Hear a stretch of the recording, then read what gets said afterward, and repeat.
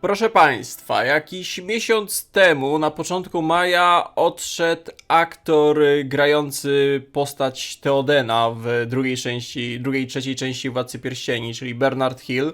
Więc myślę, że żeby sobie przypomnieć chwałę i potęgę dawnego Rohanu, zagramy sobie na modyfikacji do Ojca, a w modyfikacji na Lotra do Ojca Rohanem i zrobimy wielką, potężną husarię, a rohirrimską szarżę, która zmiecie siły zła z powierzchni Śródziemia. Myślę, że to w naszym spaczanym community będzie dobry sposób na upamiętnienie tej wspaniałej roli, która nieraz zapierała dech w piersiach, zwłaszcza przemowa pana Theodena, czy podczas Helmowego Jaru Oblężenia, czy podczas ratowania Minas Tirith. Myślę, że to będzie dobry motyw, żeby sobie rozegrać krótki, jednoodcinkowy Total Krieg w Śródziemiu w wykonaniu pana Theodena oraz Wielkiego Rohanu. Modyfikacja, na której zagramy do Hearts of Iron 4 to jest Rite for Ruin. No, idealnie pasuje tematycznie. Generalnie są chyba 3 mody o świecie Śródziemia do Hearts of Iron. Wszystkie są nieskończone w mniejszym, większym stopniu, ale jak tak na szybko je sobie przeglądałem, to ten mi się wydaje najbardziej chyba dokończony, patrząc po drzewkach i zawartości. Nie wiem, takie miałem wrażenie, ale być może są mody, które lepiej to oddają. Jednym z naszych doradców na dworze, doradców Theodena, jest niejaki Grima, więc zakładam, że trzeba będzie się go bardzo szybko pozbyć. Nie no, ale drzewko pyszniutkie, co prawda połowa się od razu wyklucza, ale widzę, że jest opcja, że można pójść w Grimę. Można pójść w Grimę i pewnie dogadać się z Isengardem.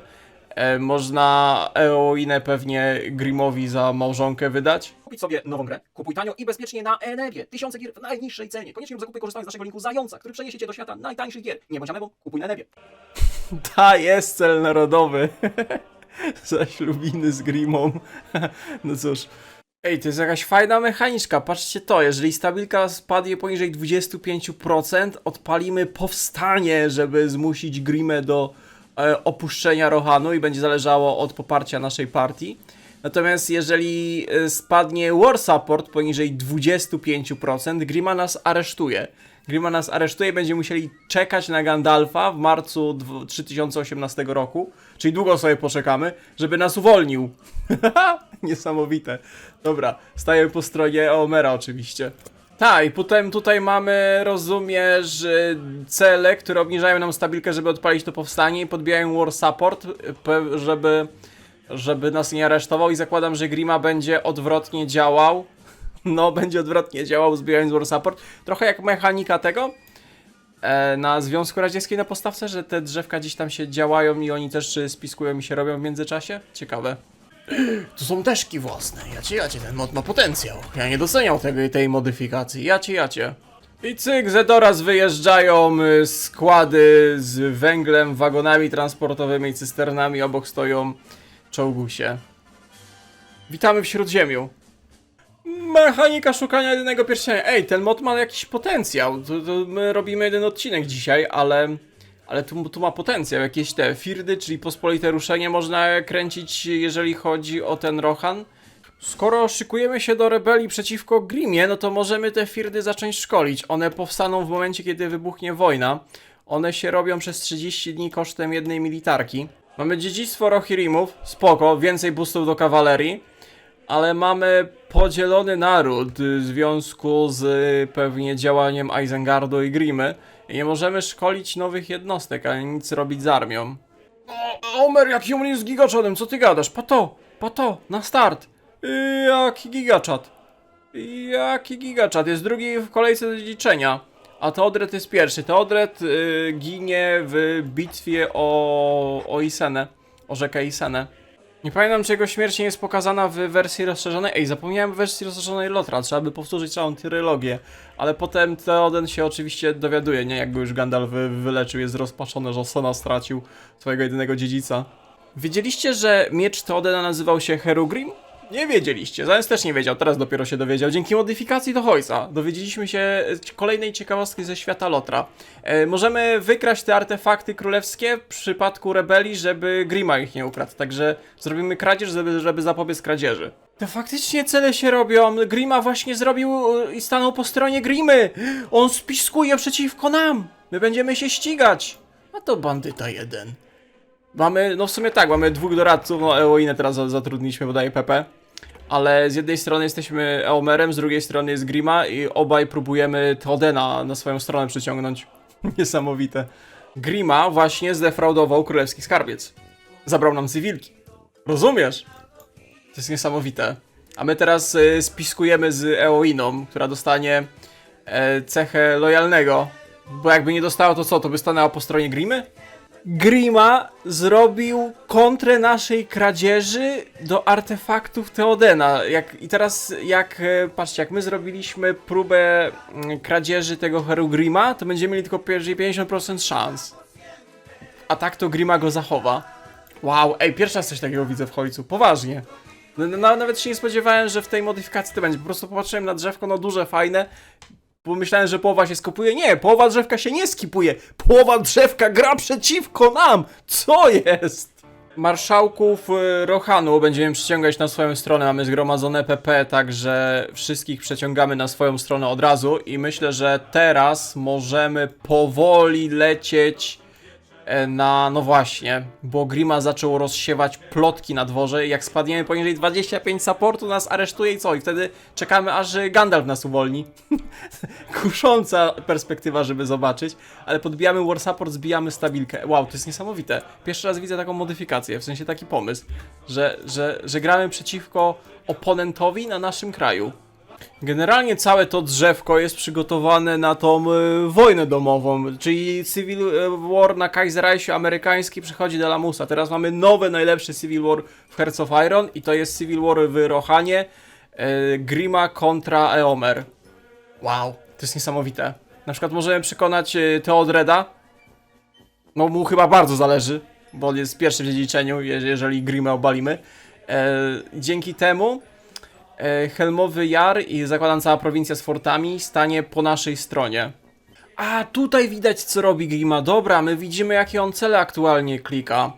O nie, strajki, cholipka, moglibyśmy wydać 125 pp, żeby podnieść sobie stabilkę i zwalczyć pewnie jakieś strajki danlandzkiej mniejszości na naszych ziemiach, ale czy my się tym przejmujemy? Nie, niech ta stabilka spada. Co ty gadasz, że ta modyfikacja ma też mechanikę kolonizacji? Jak tutaj mamy dzikie, niezamieszkane pustkowia, tutaj widzę, że one są w 3 miejscach Śródziemia i po zrobieniu jednej technologii, to możemy sobie to kolonizować. Prawda, to jest kosztowne, ale możemy skolonizować. Ej, bo Grima zaczął robić właśnie ten cel ostatni, który da mu bardzo dużo war supportu, w sensie da bardzo dużo stabilki, to jest ten cel, a obniży war support i... Szybko zmieniłem, bo robiłem jeszcze, żeby Eoinie dać dowództwo, żeby mogła być generałem, ale nie zdążymy tego zrobić, więc mamy 25 dni, żeby zrobić naszą rebelię i Grima ma 25 dni, żeby nas aresztować, także zobaczymy, kto pierwszy wykona ostateczny ruch na dworze Theodena. No liczyłem, że troszeczkę więcej z tego drzewka wyciągniemy, no ale jest jak jest. Bo zrobiliśmy jednocześnie... oba cele i mamy stabilkę poniżej 25 i war support poniżej 25. Jak widzicie, oba cele się zdążyły zrobić i na Grimę i na Eomera. No dobra, i co teraz? Co teraz się stanie? Który pierwszy wykona z nich swój ruch? Odpauzujmy gierkę. Mamy rebelię, dobra, udało się. Już widziałem jak tam Grima taki wścieknięty idzie taki szeroki Grima, wścieknięty idzie ze swoją ekipą, żeby aresztować Eomera, a Eomer mówi hold on, rebelia. Ty, no udało się. Szkoda, że nie zdążyliśmy Eoinie dać dowództwa, żeby była generałem. No a tam dostawała jakieś fajne perki, no ale i wszystkiego się nie dało zrobić. Za Rohan, wojna totalna. Ciekawi mnie, jak bardzo też Grima przez ten czas, kiedy my się wzmacnialiśmy, jak bardzo Grima się wzmocnił, także zobaczymy. Odpalmy tego Civil War'a za Rohan. No i mamy wojnę domową. Mamy wojnę domową, my jesteśmy wschodnią Marchią, no tego Hornburga nie udało się zapewnić po naszej stronie, a szkoda, bo byłaby fajna pozycja. Możecie sami sobie oczywiście rozegrać i możecie dać znać w komentarzach, jak wy rozegraliście tą batalię na dworze przeciwko Grimie. Bo jestem ciekaw, czy ktoś z was przetestuje, jak wygląda mechanika, jak siedzimy uwięzieni i czekamy, aż Gandalf nas wyciągnie, bo on tam gdzieś historycznie w 3018 roku powinien się pojawić. Czyli byśmy jakiś plus minus rok czekali, aż Gandalf przyjdzie i nas uwolni. A może wybierzecie ścieżynkę Grimy i pojednacie Isengard z Rohanem. Być może. Dobra, to drzewko się zablokowało, nie? No właśnie, bo tutaj jeszcze było dużo boostów, tu było dużo fabryk do wyciągnięcia, no ale nie było czasu, trzeba było działać, bo Grima niestety nam przeszkodzi. Aha, jak mamy teraz rebelię, to mamy drzewko za Rohan, a Grima pewnie ma swoje drzewko, tak? Żeby walczyć przeciwko nam. Dobra, powołajmy firdy, nasze pospolite ruszenie, to zawsze będzie kilka dywizji. A pytanie, gdzie są nasze armie? My możemy sobie tutaj dalej kolonizować, no fajnie, bo tam kolonizacja się przerwała, więc nie no, na razie zostaw tą kolonizację. Here nasza armia? Za Rohan, ale... Here nasza armia, żeby walczyć? Dobra, już chyba wiem, w czym jest problem i dlaczego my nie mamy armii. Bo zapomnieliśmy o jednej bardzo ważnej rzeczy. Nie zapewniliśmy sobie lojalności poszczególnych pomniejszych rodów żyjących w Rohanie. Tak, ja myślałem, że my tutaj sobie zabezpieczamy generałów, ale nie, my tutaj byśmy też, mam rozumieć, dostawali ich armię i ja żadnego tego celu nie zrobiłem, dlatego my nie posiadamy armii, bo żaden z ważniejszych rodów w Rohanie nas nie poparł. Cholipka, szybki restart. Dobra, tym razem się uda, tym razem mam nadzieję, że zrobiłem to lepiej, także za Rohan. Ej, znowu nie mamy dywizji. Czy musimy gdzieś te dywizje z drzewka brać? Bo porobiłem, że większość rodów stanęła po naszej stronie. My tych dywizji nie posiadamy. Bo najszybciej dywizję możemy tutaj dostawić, ale to jest 28 dni. 28 dni... O, teraz nie mamy tej prowincji zabezpieczonej. 28 dni to oni mają armię i te 28 dni oni mogą nas zalać. Zwłaszcza, że mamy stolicę tuż obok. No nie wiem, no spróbuję. Być może chodzi o to, żeby tu się dostać. Przetestujemy. No właśnie, bo oni nas zalewają. Cholipka, czy my w ogóle zdążymy? Bo już nam padła stolica. My dopiero jesteśmy w połowie pierwszego celu. Oni nam wszystko dewastują. Może my tego nie możemy wygrać. No przecież historycznie nie było takiej rebelii. No za Rohan, ale za Rohan zostało nam zaraz upadek, a tutaj dopiero będziemy... Spełnujemy 2 dywizje. Chyba że ten żmot nie jest gotowy. No i co, zrobiłem, miał nam zrespić jakieś tam śmieszne dywizje i nawet tych śmiesznych dywizji nie dostaliśmy, nie posiadamy żadnej jednostki, nie zdążymy też wystawić, bo zaraz kapitulujemy. No i nic, pewnie trzeba będzie czekać na Gandalfa, aż przyjedzie i nas uratuje. A no nie wiem, szukaj sojuszników, może ochotników dostaniemy z Lorien, czy skądś. Mi się wydaje, że gdzieś tutaj linijka kodu się zgubiła przy tworzeniu modyfikacji i zapomnieli Eomerowi dać dywizję podczas wojny domowej. Szczerze to nie wiem, wydaje mi się po prostu, że coś jest nie tak w tej modyfikacji, bo pobrałem na nowo, zainstalowałem, rozegrałem znowu to samo, nie respią nam się dywizje, nawet pomyślałem, że może z racji tego, że gramy na celach historycznych, to jest zabezpieczone tak, żeby Eomerowi się w żaden sposób nie udało, no bo lorowo Eomer przegrał z Grimą, dopiero Gandalf zrobił tam porządek. I może wyłączyłem cechy historyczne i przetestowałem i zobaczyłem, czy wtedy też nie będzie działać. Dalej nie działało, także no cóż, poddajemy się, niech Grima wygra. Możecie przetestować sami, dać znać, czy udało wam się to odpalić, to powstanie Eomera. Ja już troszeczkę nie mam pomysłów, co tam jest nie tak, ale dobra. Zagrajmy full lorowo, Grima zwyciężył, Eomer zostanie pewnie aresztowany, a właściwie wygnany. Razem ze swoimi... Tak jest, Omer, jeszcze jest scena, jak jest pojmany przez popleczników Grimy. Nareszcie trochę spokoju. I teraz tak, tracimy podzielony dwór, no bo nie ma Eomera. Eomer i wszyscy jego poplecznicy zostaną aresztowani. A jeżeli Grima do 3018 roku do marca nie zostanie królem, Gandalf go wygna, więc musimy rok czekać pod rządami powierniczymi Grymi i kliki z Isengardu. Mafie Loże i Isengard, szczęść Boże, do tego czasu, aż Gandalf nie przybędzie i zrobi porządku. No dobra, no to gramy full lorowo, full historycznie, tak jak powinno być. Tak jest, więźniowie... A wszyscy, którzy nas poparli, są teraz w więzieniu. Well, cholipka. Eowina też jest? Eowina też jest, bo Eowina też nas poparła. Wszyscy w więzieniu siedzą. Dobra, to się powinno skipnąć chyba, ten cel narodowy, tak jest. A no i w sumie siedzimy, czekamy, nie? No bo tutaj mamy teraz władzę Grimy i moglibyśmy niby coś tu działać do momentu, aż on nie zostanie królem. W teorii możemy go wykorzystać. Tylko Teodred poparł Grimę. Niesamowite. No dobra, i mamy jakiegoś jednego randomowego generała. Też on pewnie gdzieś tam się może przewinął przez lore i tego nie kojarzę, ale Teodreda mamy, czyli syna Teodena, który powinien zostać wysłany na bitwę, gdzie polegnie pod Iseną. Wow, Grima obiecywał pokój, dostatek i szczęśliwy, uśmiechnięty Rohan, a tymczasem szykują nam się walki graniczne z Isengardem. Wyślij jeźdźców Rohanu o zgrozo pod dowództwem Teodreda na linię rzeki Iseny i niech broją się przed workami. Lurz, to jest ten, co Boromira uszczelił, nie? Mam nadzieję, że Teodred sobie poradzi. Mam nadzieję, że sobie poradzisz z naszą kawalerią. Pierwsza bitwa na brodach Iseny została wygrana. Orkowie zostali odparci i Teodred przeżył. Mamy cel, żeby uśmiercić Teodreda, ale nie będziemy tego robić. Generalnie zrobimy tyle, ile się da z drzewka Grimy, wzmacniając sam Rohan, ale nie wzmacniając Grimy. Nie! Teodred jest ranny! Nie!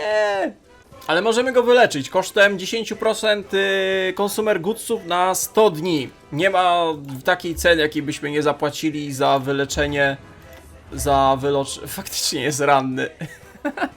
Niesamowite. Ktoś miał pomysł. No szkoda, że ta wojna domowa nie zadziałała. No wielka szkoda. I ktoś robi Wargola na nas.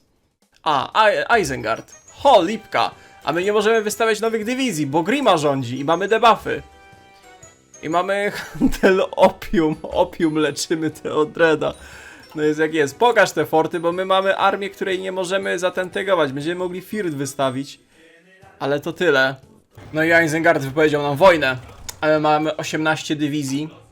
Mamy Teodena, który ma problemy ze swoją psychiką, minus 25 do organizacji. No i generalnie nie jest za dobrze. Nie jest za dobrze. Możemy powołać Fird, tak? Więc powołajmy wszystkie pospolite ruszenia, jakie tylko możemy. War propaganda nic nam nie da. Spróbujmy na razie się bronić na rzece, na Isenie. A spróbujmy ich zatrzymać. Jak nie, no to będziemy się cofać. Mamy październik 3017. Do przybycia Gandalfa zostało plus minus pół roku. Czy my pół roku wytrzymamy? Ta, force attack, mosty pontonowe. No to fajny te uruchaje z Isengardu. Fajne. No. Na trytytkę, ale się jeszcze trzymamy. Musimy doczekać, aż przybędzie Gandalf the White. Ej, przez to, że wszystkich dosłownie przeciągnąłem na stronę Eomera, to Grima wszystkich aresztował i my teraz nie mamy żadnych doradców, dosłownie nic nie mamy. Jest pospolite ruszenie, jest rohańskie pospolite ruszenie, 24 dywizji, które nawet nie będzie miało generała, bo wszyscy siedzą w więzieniach, dosłownie czystka Grimy lepsza niż czystka Stalina. Ale na trytytkę póki co dzięki sprawnemu manewrowaniu przesyłają dywizji, bronimy brodów na Isenie. Także od razu pospolite ruszenie to nie będą dobre dywizje, nie oszukujmy się. No właśnie, to są mobiki. Ale mobiki, które będą pilnować przejścia przez rzekę. Sam Ragnar atakuje nas. Nie wiem, czym Saruman przepłacił Ragnara, że poprowadził hordy danlandzkich rzezimieszków do ataku na brody na Isenie, ale nasze pospolite ruszenie w ostatnim momencie przybyło i dzielnie odpieramy siły przeważające worków. No powiem wam, że na trytytkę, ale udało nam się zatrzymać wojska Isengardu dosłownie na granicy i to wszystko dzięki temu, że przybyło to pospolite ruszenie Rohanu, ta piechota, bo te nasze śmieszne 18 dywizji elitarnej rohańskiej kawalerii niestety nie dałoby rady utrzymać, bo uwaga, pan Saruman, widzę, że to jakiś różowy szlafroczek jest noszony, nie wnikam, nie oceniam. Posiada coś takiego jak piki, jak isengardzka falanga, a piki tutaj są antytankami i to dobrymi, jak widzicie, antytankami, no takie znaczki antytankowe mają. A z racji tego, że nasza kawaleria to tak naprawdę czołgusie, to pan Saruman świetnie się wpisuje. A non-stop widzę ma tyle command powera, że cały czas dosłownie klika force attack i przeprawa przez rzekę. Ale dzięki temu już troszeczkę mu sprzętu zaczynamy wypalać. Nie, wróg przekroczył Isenę, mamy 10 grudnia, 3,5 miesiąca do przybycia Gandalfa. Dobra, cofamy się pod Helmowy Jark. Niestety Orkowie z Isengardu przekroczyli rzekę. No i teraz nasza obrona zacznie się sypać, ale i tak długo wytrzymaliśmy, patrząc jakie mamy debuffy do wszystkiego.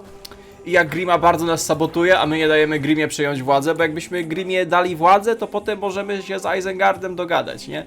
Ale my idziemy ścieżką Theodena. Ej, nie, dobra, jest chyba chillera utopia. Myślałem, że będzie gorzej, jak oni przejdą przez Isenę w tym miejscu i będą mogli swobodnie atakować nasze prowincje na równinach, ale dobrze sobie radzimy. Tu widzę, że prowincje mają modifiery, local resource. Ej, spoko sprawa. Ej, mega fajna modyfikacja. Co prawda niedokończona. Jak tak sobie patrzyłem, no to mniej więcej te kraje w tym zasięgu mają jakieś drzewka porobione, w sensie Dunlandy, Gondory, Mordory, Rohany, Isengardy. Ale spoko. Potencjał jest jak w wielu modach do Hojca, ale podoba mnie się. Marzec 3018 roku, o 3 nad ranem po sowiczej imprezie, jaką Grima znowu zrobił Theodenowi, aby trzymać jego umysł na wiecznym kacu, przybył Gandalf i wyleczył Theodena. Theoden jest teraz w pełni zdrowy, zachował swój mieczor. Gandalf dramatycznie wszedł do siedziby Theodena, no tak, piękna scena. Nareszcie jesteśmy wolni. I Grima zostaje wygnany z Isengardu, a to oznacza... O, ten widzę generał to był zwolennikiem Grima. Mamy Theodena, no zobaczcie, jaki zdrowiutki, szczęśliwy Theoden. A to oznacza, że... No i patrz, wszyscy są uwolnieni, nawet Eowina została uwolniona. A akurat patrzcie, a Grima chciał dobrze, inwestował w chłopów. Właśnie robiliśmy inwestycje w chłopów, żeby mieli zboże, sloty budowlane. Grima tak naprawdę chciał, żeby ludziom w Rohanie żyło się lepiej. No dobra, ale mamy full lorowe podejście. Ty, a te strajki się kiedyś skończą? Widzę, że kolejny ten błąd w modzie, bo to są te strajki z podstawki moda i jak tam się nie przepala PP, to się dostaje debuffy, tylko te debuffy są chyba na pół roku, a tu widzę, że mamy permanentne strajki w Rohanie. No dobra. Czyli idąc w drzewko Eomera, wylądowaliśmy z Grimą jako zarządem powierniczym, ominęliśmy tą wojnę domową, bo to jest na Rohan wojnę, w sensie na wojnę domową po stronie Eomera, to jest wojna domowa po stronie Grimy. To było drzewko Grimy, który Grima sobie robił, genialny patent, podoba mi się. No i w końcu jesteśmy wolni. W końcu jesteśmy wolni i możemy naprawić to, co Grima zniszczył. Przywracamy naszych marszałków, naszych generałów, stabilka, war support. No i Theoden dostaje kolejne boosty. Będziemy mogli robić przemowy. O proszę bardzo, słynne przemowy Theodena. I podczas Helmowego Jaru, no i ta słynna pod Minas Tirith. Lecimy. 14 dni, w 2 tygodnie Theoden się pozbiera. Jakbyśmy poświęcili Theodreda historycznie, lorowo, to byśmy dostali jeszcze boosty. Ty, może trzeba było tego gówniaka dziedzica poświęcić. No dobra. Desperacka obrona Helmowego Jaru czy Edoras? No, generalnie to ani Edoras, ani Helmowy Jar nie potrzebuje desperackiej obrony. Ale musimy dostać się do puszu na Isengard. O, edytujesz swojego własnego konia w Rohanie. Ej, no naprawdę ktoś tu miał pomysł na tą modyfikację. Nie wiedział, że to jest takie rozbudowane. Wow. Szkoda, że jest tylko graficzka czołgusia, ale tutaj mamy kawalerię i siodło im robisz, i jakieś te pancerze, i pewnie podkowy, i tutaj resztę zmieniasz, wyposażenie jeźdźca. Musimy z tej kawalerii zrobić artylerię samobieżną. Artylerię moździerz musimy na tym koniu zamontować. Dobra, zemsta na Isengardzie. Przechodzimy do działań kontrofensywnych. Co prawda nasza armia to dalej w większości mobiki, ale zaczynamy działać. Przede wszystkim odetniemy Isengard od jego sojuszników przez Dunland, bo to jest tylko jedna prowincja i tu się w ogóle wypalają, więc możemy fajnie ich skontrować. Także jakbyśmy tutaj dali radę to przepchnąć, to byłoby wybornie, także kontrofensywa, atakujcie. Pomścicie tyle lat zniszczonej psychiki przez Grimę. A, i swoją drogą, to nie jest radar. Może to wygląda jak radar, kręci się jak radar i smakuje jak radar, ale tak naprawdę to wysoce zaawansowana drewniana wieża obserwacyjna. No. Dobra, i dzięki tej wieży obserwacyjnej możemy obserwować nasze wielkie zwycięstwo naszych wojsk, które się przeprawiają przez Brody i Seny. Tutaj przygotuj dywizję, żeby ewentualnie skontrować to, co będzie chciało wspomóc tą prowincję. No, stąd zaatakowali. No dobra. Możemy dać przemowę! Za 25 political powera. I kolejna przemowa. Ja cię, przemowy. I więcej mobików pospolitego ruszenia. Zacznijcie też tutaj atakować, żeby skontrować dywizję. Oho, Lastendzik wszedł. Dobrze, dobrze, niech się wypalają. Heisengardzkiego szpiega my złapali. No patrz, jaki krukeł złapany. Podejrzany o szpiegostwo na rzecz Sarumana. Dobra, mamy. Wow, jak to poszło, jak ta Nohasaria uderzyła. Dobra, lecimy od razu na Isengard, bo większość sił Isengardu jest odcięta na północy. A dzięki temu będziemy mogli od razu go zaatakować i zniszczyć najsilniejszego naszego przeciwnika. To powinny jeszcze Enty przecież uderzyć. Gdzie są Enty? Gdzie były Enty, kiedy wojska Rohanu atakowały Isengard? Wy już je musicie atakować z tej strony. Naprzód, towarzysze, na północ. Świetnie, nieustająca ofensywa. Nie mogę ich tu zaatakować. Nie! Ostatni marsz Entów. O proszę bardzo, czy jednak są Enty? Fangorn wypowiedział im wojnę. Tylko, że Fangorn nie graniczy z wami. Special Force'y. Nie no, nie mów, że Enty są grywalną frakcją. Znaczy można grać, ale nie mają drzewka. Ale jest drzewiec. Jest drzewiec. Jakieś debuffy dostaliście za Enty? A nie, macie jakieś trady czy coś? Ale słodkie, ale piękne oblężenie Isengardu. Idziemy. Idziemy. W ogóle Isengard to jest sama wieża i pierścień dookoła Isengardu. Fajnie zrobione, z tymi murami słynnymi Isengardowymi. Isengard też powinien mieć drzewko, nie? No a jak? Ma drzewko. Tu nie są duże drzewka, ale soczyste. No, mega pozytywnie mnie zaskoczyła ta modyfikacja. Ja się nie spodziewał, że jest tak fajnie zrobiona. Dobra, walczymy właśnie o mury Isengardu. Kto tutaj broni? Tutaj broni on. Jeszcze niedawno był naszym generałem, a teraz uciekł. Uciekł razem z Grimą. Mamy zażartą bitwę o te mury Isengardu. Niestety tu mamy attrition i jest problem, a widzę, że Isengard jeszcze ostatniego słowa nie powiedział. Próbuje przerwać oblężenie i uratować Sarumana. No, w teorii on może nas tu odciąć większość naszej armii. Jakby to sprytnie zrobił, to może nas tu odciąć. Ale nie, mury Isengardu padły, więc atakujemy bezpośrednio wieżę. Sama wieża już się nie obroni, nie mają gdzie się wycofywać. To jest jeszcze w ogóle fajnie ta prowincja zrobiona tak, że jest ta mury dookoła. I oni jak się wypalą organizację, to oni się cofają do wieży i mogą spokojnie wrócić. I mamy jak tego skontrować. Mega fajny pomysł. 300 000 workowych dzieciątek poległo podczas wojny z Isengardem. My tylko 70 000 pewnie w początkowej fazie tyle straciliśmy. Nice, podoba mnie się to. Bardzo ładne statystyki. Możemy... A, ty, patrz, my nie musimy Sarumana całkiem niszczyć.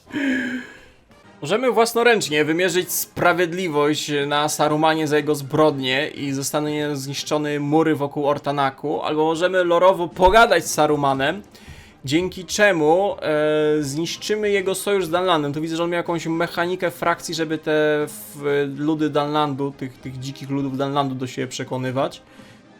Fangorn i Drzewiec będzie pilnował Sarumana, zamkniętego w wieży. Saruman nie ucieknie do Bree, nie będzie tam baraszkował. Nie, w sensie do Shire'u. I generalnie możemy to zakończyć chyba wtedy White Peace'em, odzyskamy swoje ziemię i to będzie lorowe. Dobra, możemy to zrobić, 14 dni. Także co, chyba nie możemy przez 14 dni zdobyć tego Ortanaku, żeby nam Saruman nie skapitulował, ale możecie tam cisnąć. Chyba nie powinniście w 2 tygodnie pokonać tych dywizji, bo to jeszcze troszeczkę tego jest. My porozmawiali z Sarumanem. My poszli, porozmawiali. Theoden razem z Sarumanem, tam już była cała reszta, nie? Aragorn, nawet hobbity, bobbyty były. Nie no, bobbity są w Rings of Power.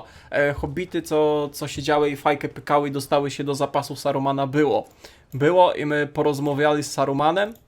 I mamy White Peace. Mamy White Peace tak. I Fangorn faktycznie, patrzcie to, Fangorn przejął te ziemię Isengardu. Wszystkie łącznie z murami. I sam Saruman siedzi zamknięty w wieży, upokorzony, bez swoich sojuszników. A my z Dunlandem dalej walczymy. O proszę, myślałem, że to się skończy tym, że te Dunlandy się rozpadną, bo to było na mniejsze jakieś state'y podzielone. No to widzę, że są zjednoczone Dunlandy. No Ragnar ich zjednoczył, nic dziwnego. Gigaczadowy Ragnar.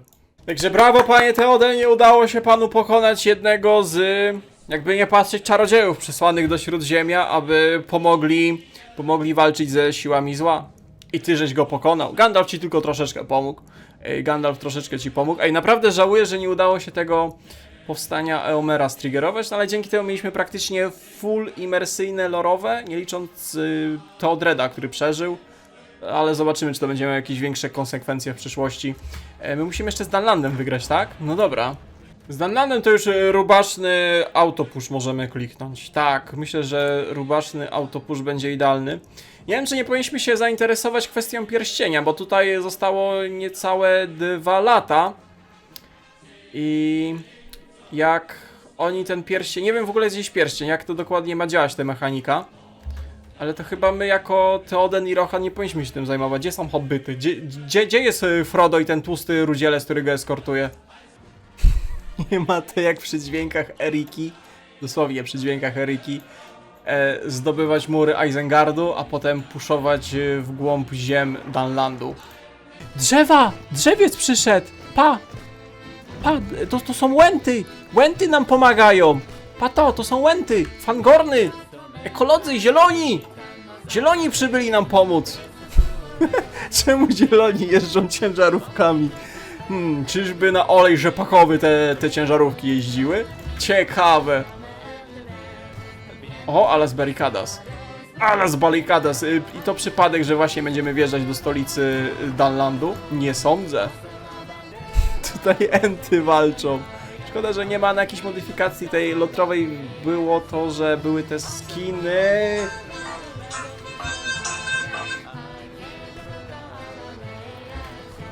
Były te skiny jednostek, wygląd, te takie bardziej workowie byli workami, w sensie wyglądali, bo to są zwykłe z Hojca, nie?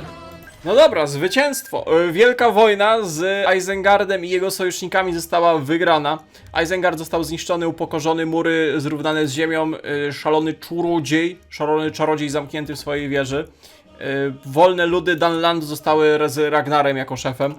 Oni w ogóle mają drzewko i tu widzę jakieś mechaniczki. Zostały zepchnięte daleko na północ. Mamy dużo przestrzeni życiowej dla naszych... O proszę, oni tu mają jakieś te mechaniczki. Dużo więcej przestrzeni dla naszej kawalerii koni. Także podoba mi się to. Teraz kierunek wschód, bo tam pewnie Gondor ma już problemy. Gondor ma pewnie problemy, który mamy 3018 rok naszej ery. To zaraz pewnie Mordor się uaktywni. Oni jeszcze wojny nie mają. My swoje wojny skończyli. Ale myślę, że ten etap bitwy o Śródziemie można uznać za zakończony.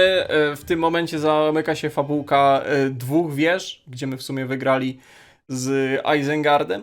Jeżeli chcemy zobaczyć powrót króla i wojska Rohanu, które zmierzają na wschód i na odsiecz Minas Tirith, to myślę, że jeszcze jeden odcinek możemy sobie z tego zmontować, bo nie wiedziałem, że ten mod będzie tak rozbudowany mimo wszystko. I naszpikowany ciekawostkami. Naprawdę dobrze w to się klika. Już abstrahując od takiego hojcowego klikania, to mechanicznie jest naprawdę ciekawie zrobiony. Także jak chcecie kolejny odcinek, dajcie znać w komentarzach. Łapek w górę, soczysty komentarz. Zapraszam Discordziki, Patronite, jak ktoś chce wspierać zajączka. No i widzimy się w kolejnych odcinkach. Trzymajcie się, na razie. Cześć, cześć!